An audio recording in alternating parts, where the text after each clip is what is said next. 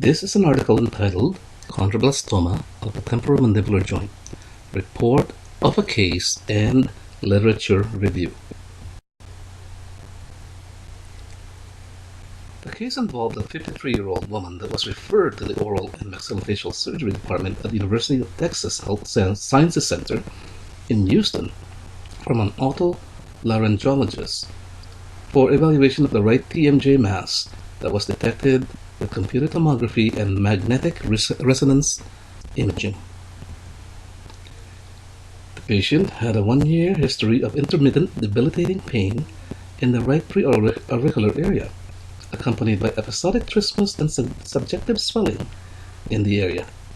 The symptoms had worsened progressively during the past 6 months.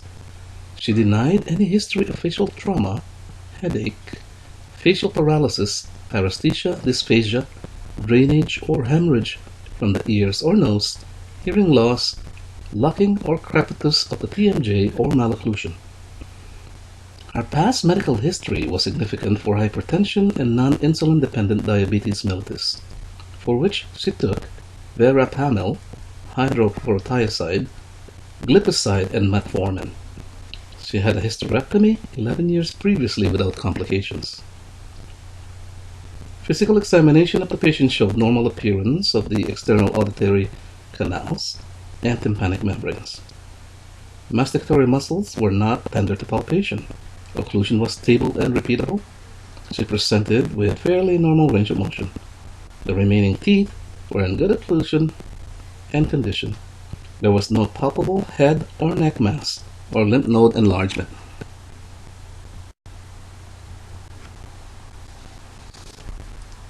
Panorex MRI and CT scans of the TMJ showed a soft tissue mass in the right glenoid fossa, eroding the posterior surface of the fossa.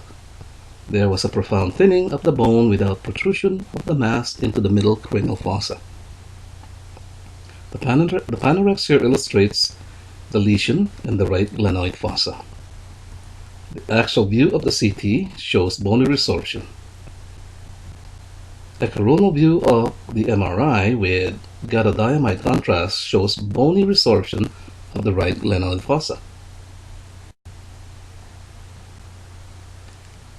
The differential diagnosis for the lesion was chondrosarcoma, chondromyxoid fibroma, synovial sarcoma, synovial chondromatosis, and aneurysmal bone cyst. The lesion was excised via preauricular approach. The lesion extended from the retrodiscal tissue to posterior glenoid fossa and into the osseous portion of the squamotympanic fissure.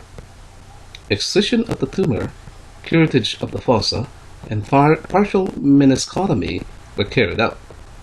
Multiple specimens from the remaining meniscus, posterior ligament, and bone were submitted to the pathology lab for frozen sections. The biopsy specimens showed margins that were free of tumor. Grossly, the definitive pathology specimens showed that the tumor involved the posterior ligament and the meniscus of the TMJ. The lesion was focally attached to intact bone, and multiple sections of the specimen failed to show tumor within bone. Histologically, the lesion consisted of fibroconnective tissue with different sized islands of proliferating chondroblasts in an eosinophilic cartilaginous matrix.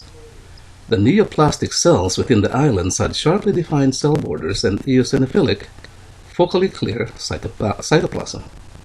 The nuclei were mildly pleomorphic, ovoid to round, variably sized, and frequently had clefts or small folds and a small nucleolus. The chromatin pattern was vesicular to slightly granular. Only rare mitotic figures were observed.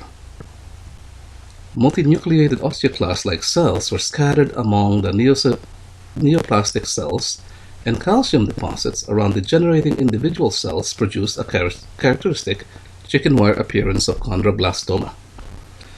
No areas of osteoid formation or necrosis were identified. An immunohistochemical stain for S100 protein was positive on the neoplastic cells within and outside the cartilaginous matrix, showing their chondroid differentiation.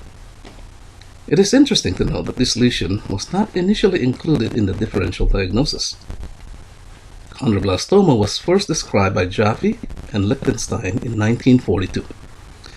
It is a rare benign cartilaginous tumor that comprises about 1% of all benign bone tumors and is found usually in the epiphysis of long bones such as the distal femur, proximal tibia, and proximal humerus.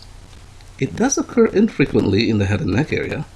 Since first being described by Jaffe and Lichtenstein, about 58 chondroblastoma cases have been documented occurring in the craniomaxillofacial region. Only 12 cases had involved the TMJ area. There has been only one other reported case of chondroblastoma of the TMJ that was extraosseous in nature. The authors of this paper indicated that this case was the second case reported. The literature review of chondroblastoma of the TMJ yielded the following facts. The patients range from 27 years to 56 years of age, with mean age of 39. The ratio of male to female was 1 to 1.4. Common presenting symptoms were swelling, pain, and decreased range of motion. The duration of these symptoms ranged from 1 to 3 years before treatment. On average, the patient had 3 symptoms. Swelling was the predominant physical finding, which is what the patient presented with in this case. Reported treatment included curettage, resection, and excision. In some reports, the forms of treatment were not well described. There was recurrence after the first curettage in one report, but there was no further recurrence at 3.5 years after the second curettage. None of the cases treated by resection occurred, although there was a lack of follow-up found in one report. This particular case was treated with excision and curettage, with the patient healing uneventfully and tumor-free after a 4-year follow-up. This case report illustrates the management of a rare tumor through thorough analysis, which included the use of CT and MRI. These diagnostic tools can aid in illuminating the damage and extension of the tumor. The case report also emphasized the fact that histology is the procedure that confirms a diagnosis of lesions. Thank you.